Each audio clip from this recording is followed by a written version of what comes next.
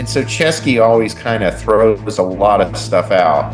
And one of the things that he's beginning to do is this thing called co-hosting. And co-hosting is effectively Superhost who will manage someone else's rental on, wait for it, Airbnb, and pay them a percentage. And to be a co-host on Airbnb, you have to hit a certain rating, which is almost impossible for vacation rental property management companies because they kind of group all our scores together and we don't beg for reviews. How big of a threat do you see this? I think this is going to be a game changer across the board, unfortunately. How much will this capitalize growth for them? I think it's going to be a significant, it's like the bad news bears. You're listening to Straight Fire VR. A digital storm is on the horizon. Just as the third quarter results are in, our panel today will be going over the earnings call on the Big Three.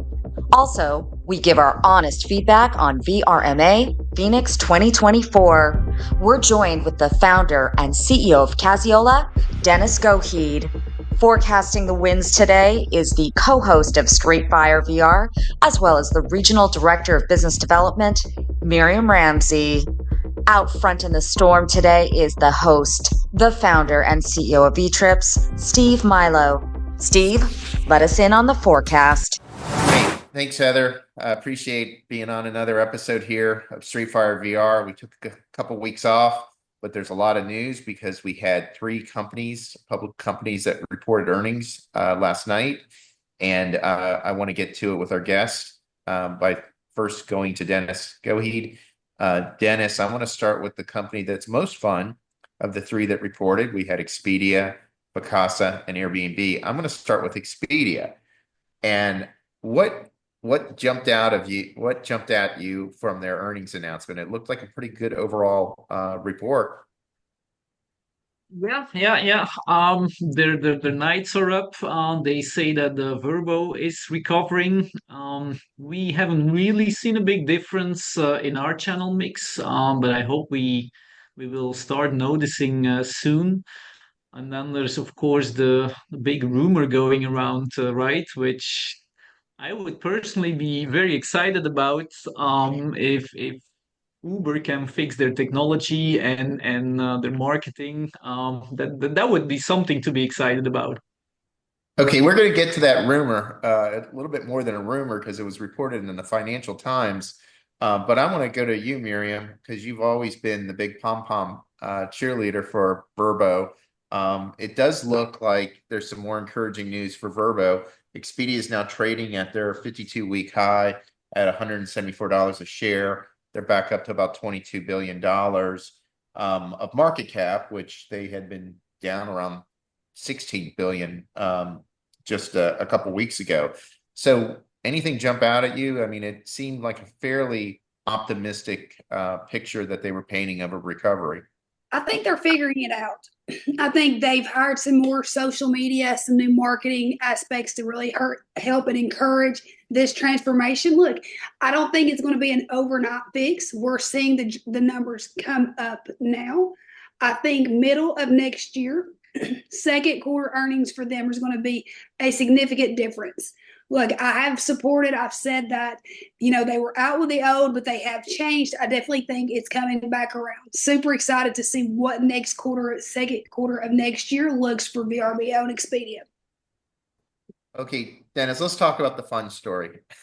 So the Financial Times reported that Expedia might be purchased by Uber.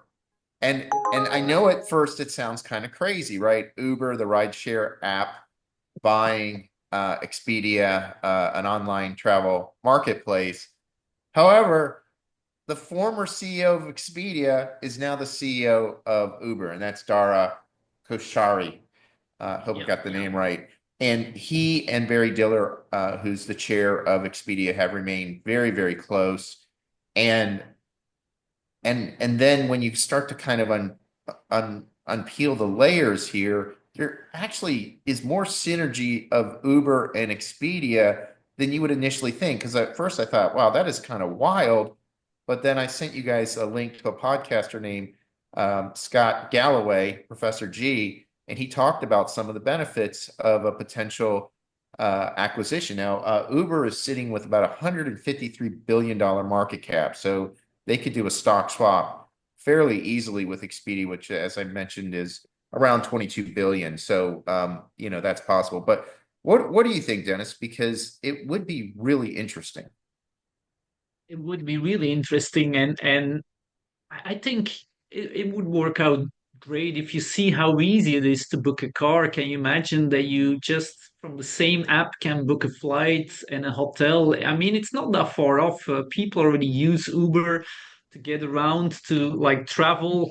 Anywhere I go at the airport, first thing I do is take out my phone and book an Uber to get my to my hotel. So yeah, no, I see a lot of synergies. The technology is great, and I think yeah, he has been one of the greatest CEOs in a long time. How he turned around Uber, because when he came on board, it was a tough job, right? After all the controversy, and turning around that ship, he has done a great job. So I'm excited about it. I hope it's more than just a rumor. Miriam, Uber has well over 200 million users worldwide. It's probably understated. They do 19 million rides a day globally. It's the largest ride-sharing company clearly on the globe. Um, and I'm going to just ask you this question. Who has a better app? Is it Uber or Expedia? Oh God, Uber hands it. Listen, I'm a huge Uber fan. I do Uber Eats. I do Uber rentals. Listen, I think this will be a significant move if this happens. Just think of one-stop shop getting you from the airport. They're going to know specifically your Airbnb. It's going to be a one-touch. You're not going to have to get your Uber, put your address. Everything will be linked, and I think they will link it to like an Instacart, having the Uber Eats already there. I think this is brilliant. Did you And see the Uber brand is also, I think, worldwide much stronger than the Expedia brand. So this is their chance to go global, Yeah. like you mentioned. Yeah. Yeah, so Miriam kind of slipped up when she called it an Airbnb, but you could all of a sudden imagine, because Expedia's had a real tough time with branding, and so has Vrbo. But if they rebranded the entire company as an Uber, could you imagine now you just use the verb I'm booking an Uber. You're Yeah. booking an Uber vacation And rental, you're booking an Uber hotel or an air or a car, right? Yeah, yeah. it's literally going to be the one shop for destination purposes of lodging, food, for car rides. I love it. I'm telling you, click, sign me up for the new app. I'm All ready. right. Well, so it sounds like everybody likes that. There was another company that reported earnings, and those are our friends at Airbnb. Miriam, I sent you a couple articles on Airbnb. Where do you want to start with this? Because every time we talk about Airbnb, it's like there's all this smoke around their earnings report. I mean, let's just go there. Because I'm going to tell you something. Me and Airbnb have this love-hate relationship. It's going to be a game changer across the board, unfortunately. I think this will I mean, honestly, how much will this capitalize growth for them? I think it's going to be a significant. It's like the bad news bears. We talk about Airbnb, but then like we were good newsing with Uber. Now we're talking about Airbnb and the co-host, the earnings. It kind of sad boy Steve now. Normally it's Miriam who's sad face, but Steve's fixing to get the sad face. Okay, well, let's kind of pull this up a little bit towards the top here, and we'll talk about Airbnb, which they reported relatively decent earnings, although it's slowing down slightly. They're back up to $145 a share, $95 billion market cap. Not great. One of the things what they've been trying to do is to figure out how to grow. And so Chesky always kind of throws a lot of stuff out. And one of the things that he's beginning to do is this thing called co-hosting, Dennis. And co-hosting is effectively Superhost who will manage someone else's rental on, wait for it, Airbnb, and they'll pay them a percentage. And to be a co-host on Airbnb, you have to hit a certain rating, which is almost impossible for vacation rental property management companies because they kind of group all our scores together and we don't beg for reviews. How big of a threat do you see this? Do you see this as a huge threat, a huge opportunity, or is this just like everything Um, else that he throws out, kind of a minor deal? yeah, I think it's gonna be both for sure. I think any property management company need to realize that this is going to be competition. It's going to be creating a lot of competition. People that do have another job, but that just love hosting on Airbnb, they have a few extra hours available, they sign up. They don't care about overhead and costs. They just say, hey, if I get 5% of the bookings, I don't mind checking the home once in a while, or responding to a guest inquiry. So I think this is going to put more pressure on management fees, and it's going to become more important than ever to really, sell our value. Explain to people what we do, that we do so much more than just Airbnb, that you don't want to put all your eggs in one basket. But it is going to be competition if you're a small mom and pop property management company, and you do a little bit of everything without being like really really good at a specific area. It's gonna create so many more competitors out there that may or may not follow the same rules, or have the same overhead. So um it's going to be a threat. On the other hand, competition is always good. It's going to make us also better as a company. We have been a part of their latest trial in our Miami market, so we have been platform for a few months.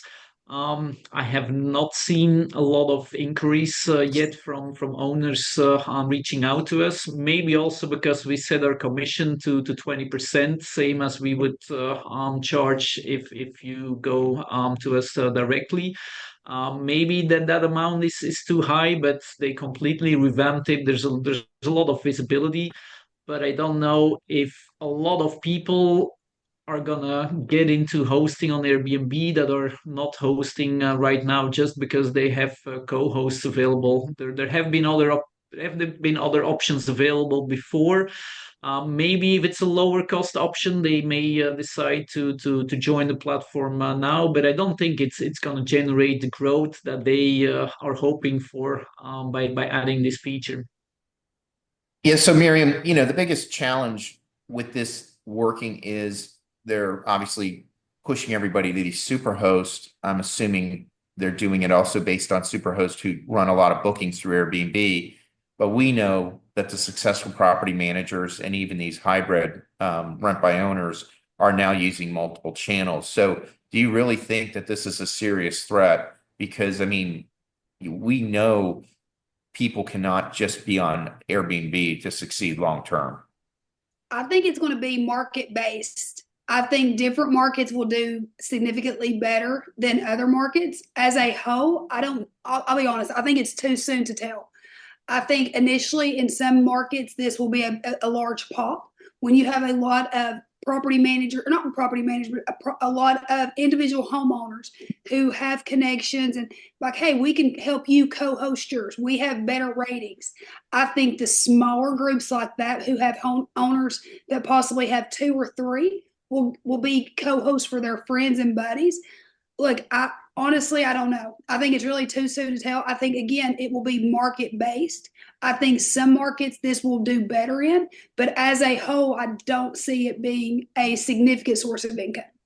Well, count me as skeptical on this being a game changer for Airbnb, but they are fairly desperate because they are at this point a one-trick pony. So in one of the articles, Dennis, that I sent over to you, it mentions that Airbnb is going to do something in the near future that they were going to expand beyond short-term rentals. And then Chesky likened himself, I guess, to Jeff Bezos.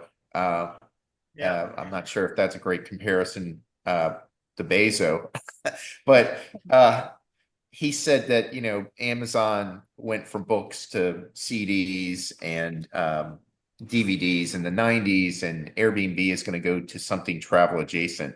Any ideas of where you think Airbnb would I go? put all my money on flights. It's the most logical next step. They completely revamped their homepage a few years ago, where the destination is less important than the home. So they really create a destination around the home. So it's not like in the old days where people first book their flights and then they're gonna look for accommodation. Airbnb is really trying to change that you first book your accommodation and then you figure out how to get there. So for me, it would be a no-brainer that they start offering flights just like Expedia and Booking.com do so flights and yeah, maybe rental cars, but I think flights will be next. I don't know if we're putting up any bets, but I would put my money on flights. Boy, is there any money in flights? If you're just talking about those airlines don't really pay a lot of commission. The bigger commission spreads are on the hotels and the cruise ships. So it's pretty thin margin. Miriam, any guesses where you think Airbnb will go? I think they're going to try to make them a one-stop shop. They already have lodging figured out. I think it's going to be some sort of travel base, whether it's cars, it's merging with a travel such as a cruise line or even hotels. Look, they're killing it with travel. Why change what they're doing? I think airlines are tough. Like you said, the margins aren't great. There's too much work on that. Where right now they have a good support team. They can sit behind a desk. Being out in the front of it with airlines would be tougher for them. You may be right. We'll see. I definitely think it's more on the lodging side, whether it's a hotel, a cruise line partnering with, or taking over that travel agents. Yeah, my bet would be cruise or something like that. You know, Dennis and I are big fans of Richard Branson, and he's really working to reinvent the cruise industry with Virgin Voyages. There is just so much opportunity, I think, with a younger line, aimed at millennials and even younger who want to travel, but they travel on a cruise ship. I want to travel on a cruise ship, but I'm going to need it not to bounce because I get motion sick. So if they can figure that out, I'll be their spokesperson. Well, a river cruise would probably be for you because That's the most I can do. that's probably it. All right. Well, Dennis is But spitting Steve, do you air. think they're gonna develop and build cruise ships? No, Yeah, I think they they're would just buy gonna. something. I think they would Okay. buy and rebrand something. So, um, if you look at this, it's kind of interesting. There's a cruise line called MSC, and they were a big cargo industrial carrier. And a little while ago, they decided to get into passenger cruises. And what they did is they bought all these older cruise ships for not a lot of money, and then they kind of rehabbed them a little and just came out with just dirt cheap cruises in popular destinations like around Miami or the Baltic Sea or the Mediterranean, and they've done incredibly well. But the thing about the cruise industry is there's a lot of these middling cruise lines, and the ones that really do well are seemingly now the branded ones. So the Disney cruises, they just make so much more money per passenger than the non-Disney. They have Ritz-Carlton cruises. This Virgin cruise thing has really taken off. I think branding is part of this. And if you had an Airbnb cruise line, whatever that means, that's potentially very interesting. So, it is somewhat adjacent to lodging. You could say it is lodging, but that would be my bet. All right, we saved the best one for last. Vacasa. They reported earnings last night. I went through it. Their stock really hasn't moved much since the earnings report. It's down to $65 million. And a year ago, it was at $253 million market cap. So, I mean, they have just lost so much valuation. They announced their unit count was down to 38,000. A year ago, it was 42,000. They've been losing about 1,000 units per month, and that's with this incredible spend for sales and marketing to continue to try to gain units. So, they are, someone called them a melting ice cube. To They be fair, actually, I thought their unit, sorry, Steve, I thought their unit count would be significantly lower than that. So, I mean, I know it's down, but I honestly thought it was much lower. well, that's because they spent close to $180 million on organic, and they brought in about 15,000 units. But what the numbers appear to be is that they're losing about a third, 30% of their inventory every year is churning. It's incredible. Dennis, can you imagine trying to run your company with a 30% churn? It's expensive, and that's the 100 million that you mentioned is just to sign those contracts, right? But then you have to onboard those units, pay for photography, just the time that you spend to build listings and distribute them. So the cost of bringing on a new owner is so much higher than just the acquisition cost. So yeah, that you're gonna feel that in your results for sure. So Miriam, I know these numbers are kind of boring, but it's more of the same. Their gross bookings year over year are down 19%. Occupancy is down 21%.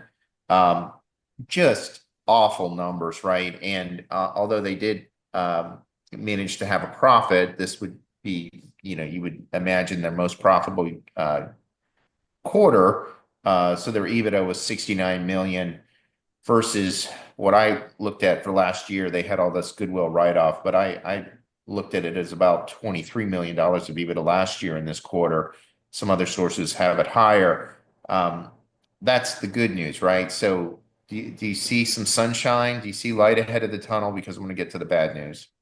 Their numbers are better than I had imagined. And I know that's probably sounds shitty looking at it and seeing the decrease, the decrease of units, but them being on actually earning a profit this quarter. I mean, kind of kudos to these guys. No one, listen, if anyone was on this previously, right?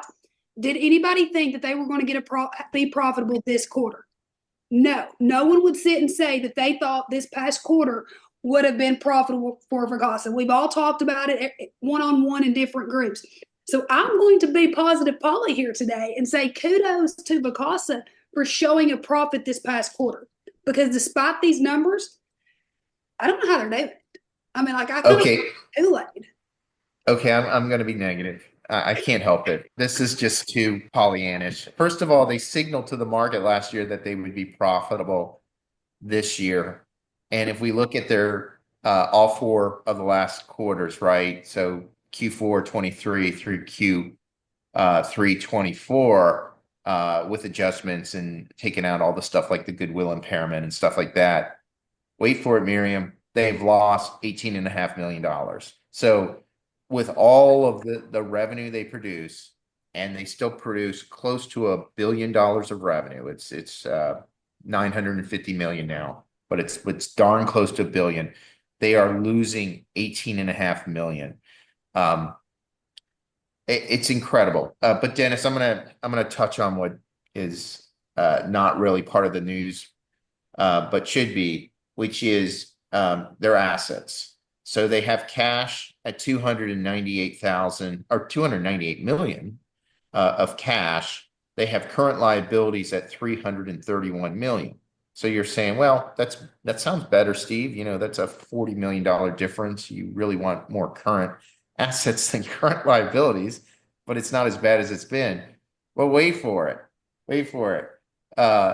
Their current their long-term liabilities, they've added now close to $135 million in debt. So they've been drawing down from these facilities and credit facilities. So they've now ratcheted on $130 million of debt, including that very expensive mezzanine debt that they put in place back a couple months ago.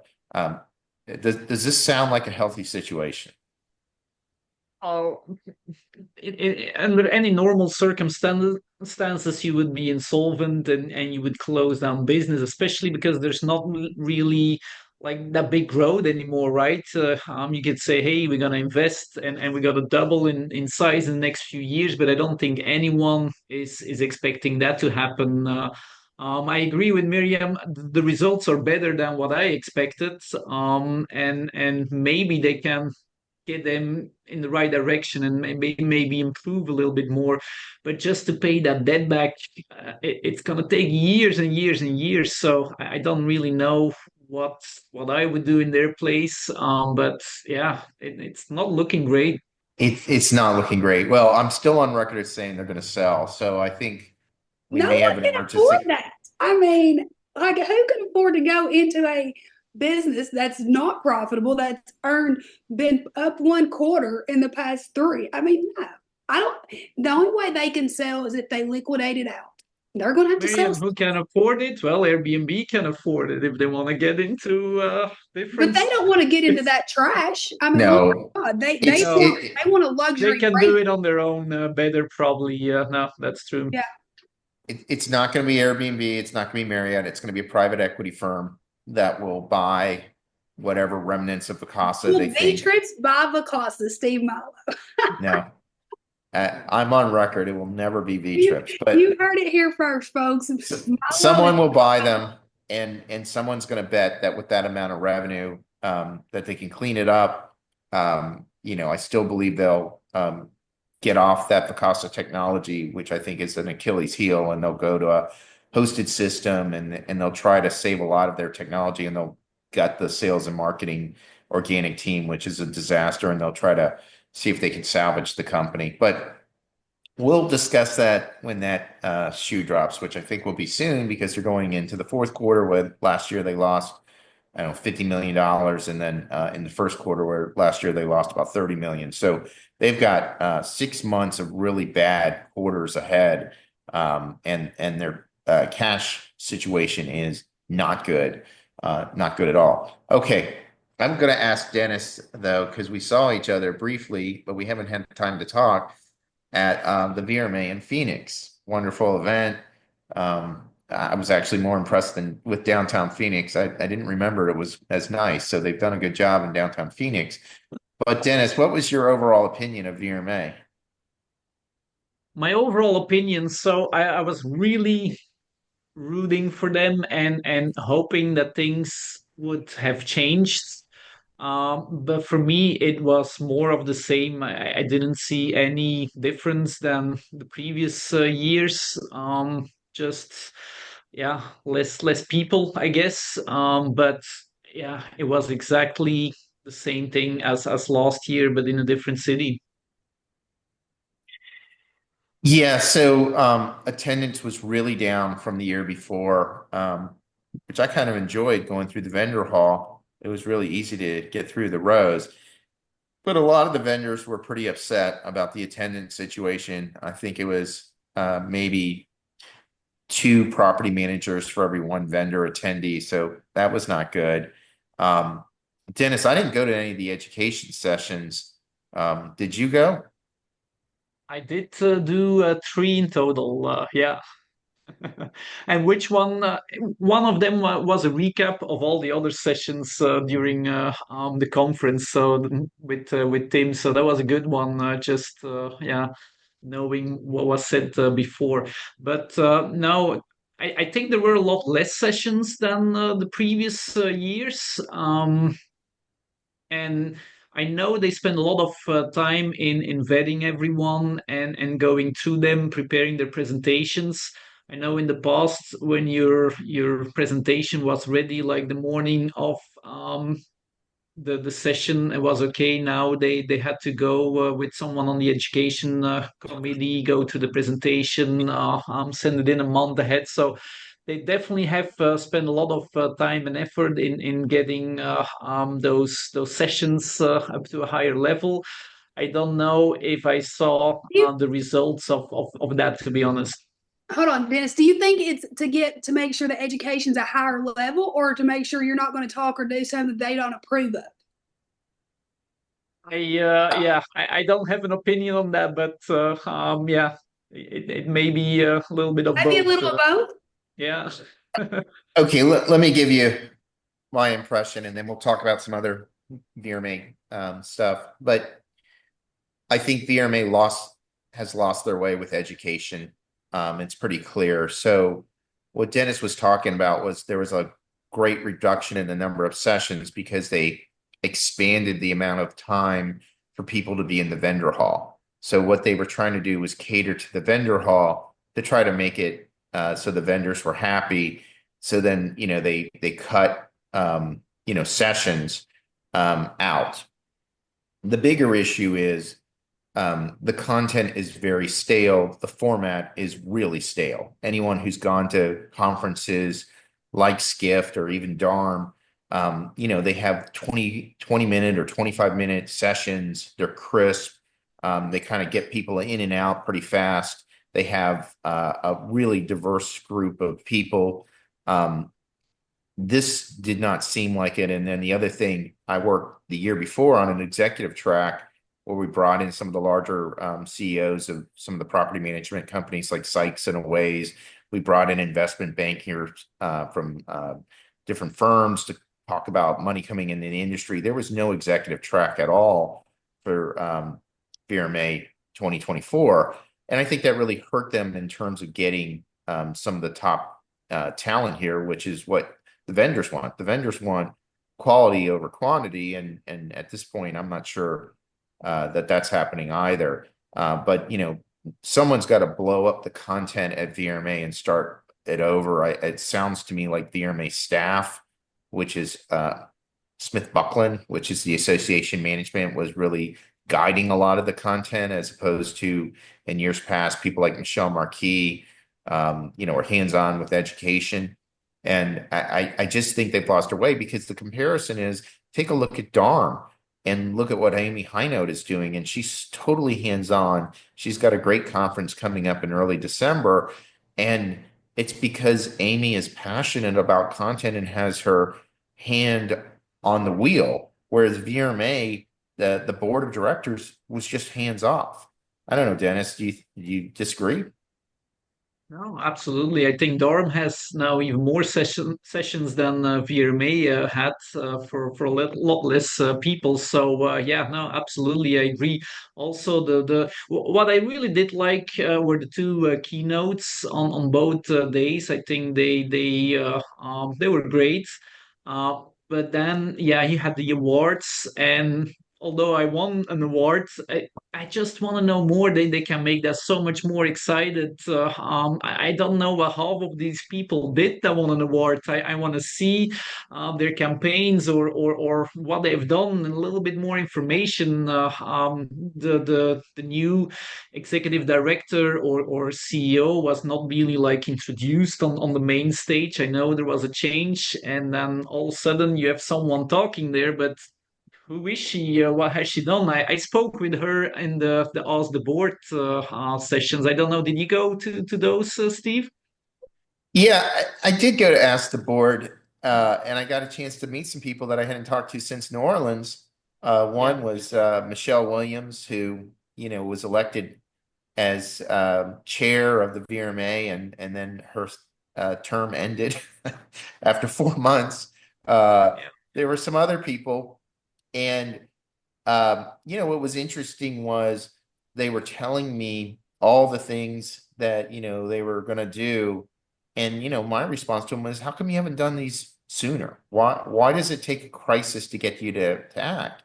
Now, I think one of the more positive things is the new chair of the VRMA is Jody Rafosco. Miriam, you know her, right? I love Jody. I think Yeah. that's great for her.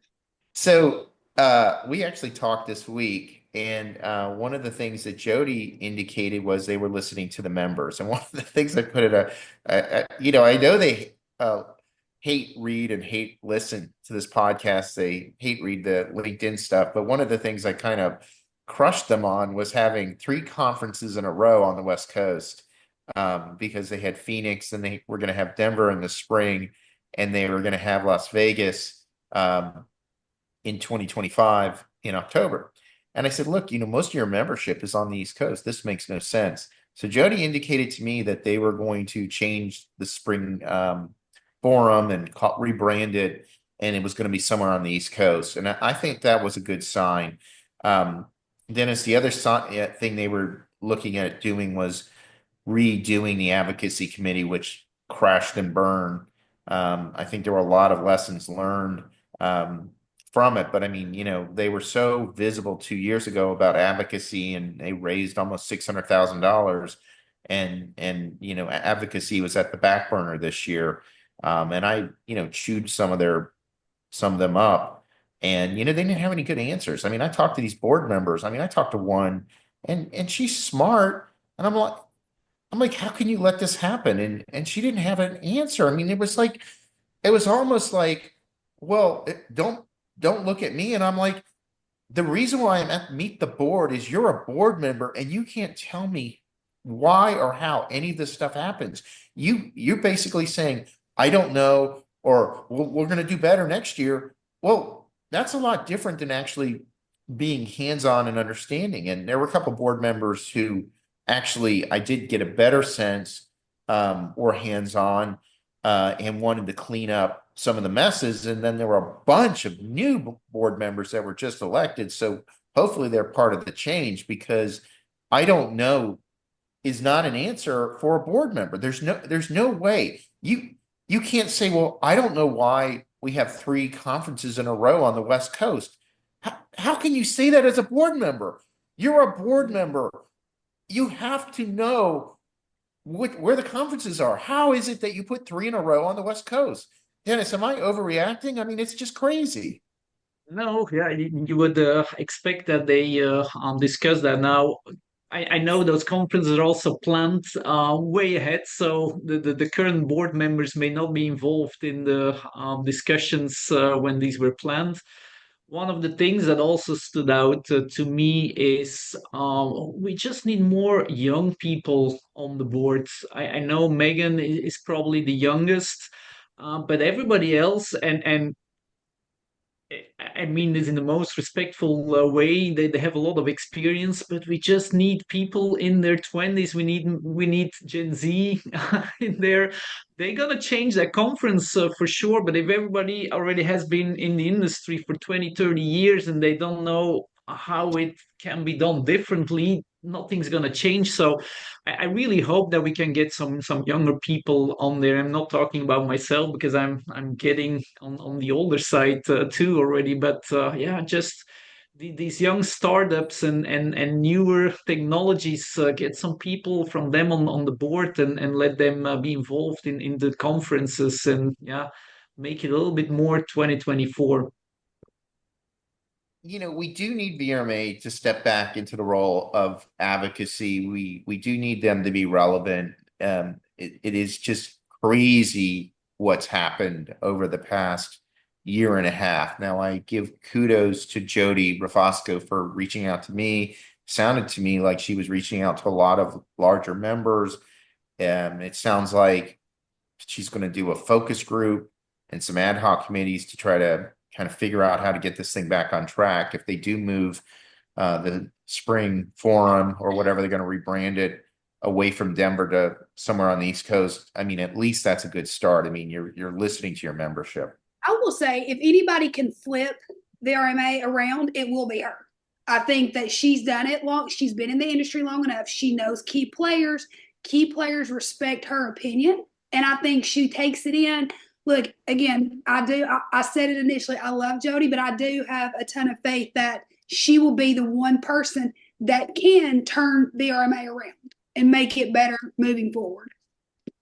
Right. Well, Jody, the thing about Jody is she's been in the industry for probably well over 20 years, because she started off, her parents were in the industry. That's how long she's been in the industry. So she was maybe even longer than that, because right, she grew up in the industry, and then she was president of VRMA 6 or 7 years ago. So she's had experience being on the board, and she's been elected by the board, and she's clearly walking into a situation where they've got to clean things up. So, the education has to be cleaned up.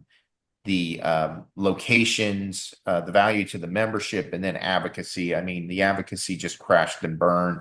So many mistakes were made. And again, next time I interact with board members and I talk to them, I hope the answer is, I don't know. When I ask them, why did something like this happen?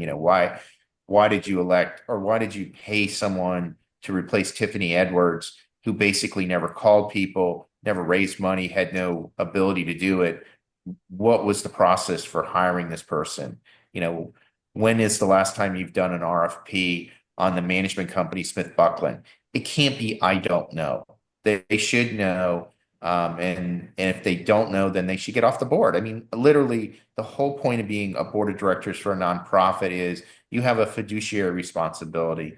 And I did mention that Jody, and she seemed in agreement that the secrecy stuff has to end, that they need to be a lot more open to the membership. It sounds like she's going to do that. So, there's no reason these board members shouldn't be open to members if they want to attend. I mean, they're boring, but there's no reason to hide, right? Dennis, anything else you want to say? I agree with you, Steve, but we've been asking that for months now since the whole situation happened. It's not that hard. You just do a Zoom, you record it, you publish it on the website. I don't know why it needs to take months and months and months to have those board meetings public. It's just do it. If you're on board, if you want to do it, just do it. There's no need to drag it out and plan it in the future. It's a lot of those things are not hard to do. They just have to be done. I'm in agreement. I don't see any reason why they can't open those board meetings up. I think actually would be helpful. The other thing I mentioned to Jody is because I was chair of quite a few committees. I served on the VRMA board and then I chaired quite a few committees. It used to be that committee chairs would report either by phone or in person to the board, and that stuff seemingly stopped happening. It just seemed like the board got disconnected from the day-to-day operations of VRMA, and VRMA staff, which is code word for Smith Buckland, kind of filled it in. And those Smith Buckland employees they're not property managers. They don't understand the industry. And I think this is all part of the problem is the board kind of handed over kind of the operations of running VRMA to the Smith Buckland staff. And two bad things happened. One, the Smith Buckland staff, the billing increased dramatically. Two, the Smith Buckland staff has put out a inferior product. I mean, it's clear to me that whoever's doing content doesn't understand what property managers are. And obviously the membership has suffered, the attendance has suffered, and the vendors are very, very unhappy. So hopefully they figure this out. We need a strong, healthy VRMA. Las Vegas, even though it is another venue in the West Coast, at least it's a venue that I think a lot of people like. It's going to be back at Caesars, which I thought was a good venue. They had the most attendance ever in history at that Caesar Palace location. So, I get some people may not be fans of Las Vegas, but it's pretty easy to get to. There's a ton of people that do like to go because they like the show. Yeah, I mean, there's shows, there's gambling, there's all kinds of stuff people can do in Vegas. So a lot more than downtown Phoenix, although it was better than I thought. So, all right. The price is also something they should try to get down. We crossed that $1,000 point, and I know it's not the most expensive conference out there, but if you really want to drive attendance, I think you should aim for property managers for a price of $500-600 for the conference, and increase it for vendors. It's one of the cheapest conferences for vendors to attend. If you look at the cost for a booth, I think they would be happy to pay a little bit more if they would have twice as many property managers at the conference. So I hope that's something they do get priced down for attendees, property managers, and price up a little bit for vendors. Okay, well, these are all good tips for the VRMA board members that are listening or watching. With that, we're at another end of Straight Fire VR. Thank you, Dennis. Thank you, Miriam. Appreciate it. To watch previous episodes of Straight Fire VR, go to www.straightfirevr.com. For questions and comments, you can reach us at straightfirevr@gmail.com.